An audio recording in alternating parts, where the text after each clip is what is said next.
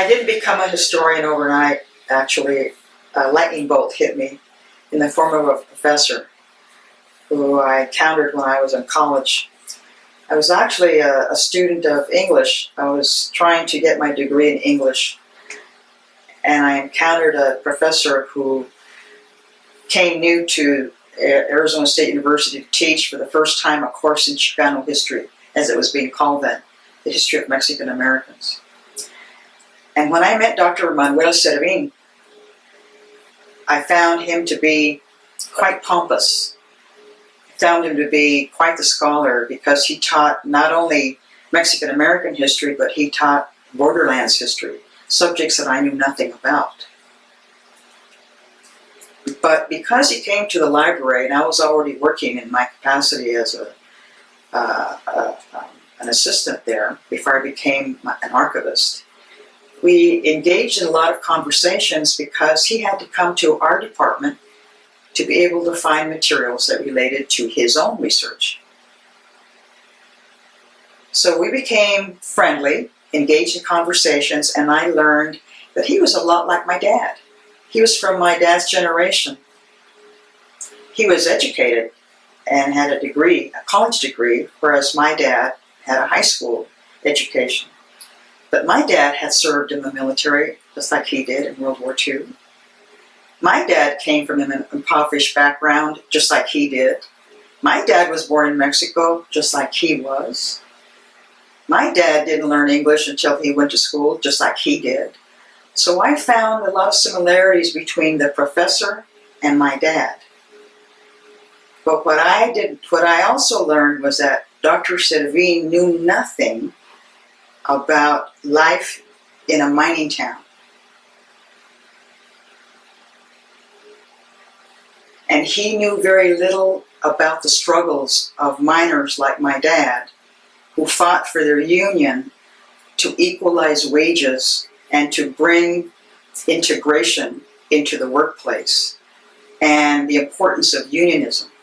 For my dad, it made a big difference. And for my father's generation of miners, it made a big difference for that generation and the future.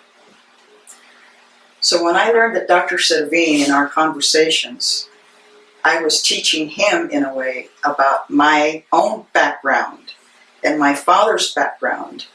He, coming from a different background, he became my equal and I was his equal in a different way. And I was learning history from him because I became his student, because he dared me and challenged me to take a class with him, assuming that I wouldn't really do well. And I'm thinking, well, you don't know. I'm a good writer. I'm not afraid of hard work. I can learn. So I began to take his classes, at the same time engaging him in conversation when he came to the library as a patron. See, the tables were turned. He was the patron, and now I was the library assistant. This was before I became the archivist. So he was learning from me in a different way. But in the classroom, I was his student, and he was my teacher. So I was learning history from him, and he was learning history from me. And at the same time, I was improving my writing skills because of his assignments. And I found myself drifting away from English and literature and Shakespeare and English lit, and becoming more involved in learning history. History of the West, history of the Southwest, history of Mexico, history of Mexican Americans, history of the borderlands. And that made a difference for me. It was like lightning struck me. And I was so involved in this. And I became very good at it. I became a good writer. I became a good student and a mini scholar, as he used to call me. A budding historian, he used to tell me. And I drifted away from English and I became more involved in history.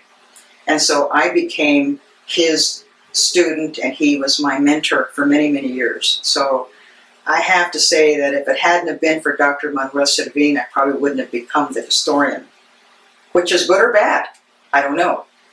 But history and archives have a lot in common. historians create the documentation, the archivists preserve the documentation and prepare it for the next generation of students to learn from.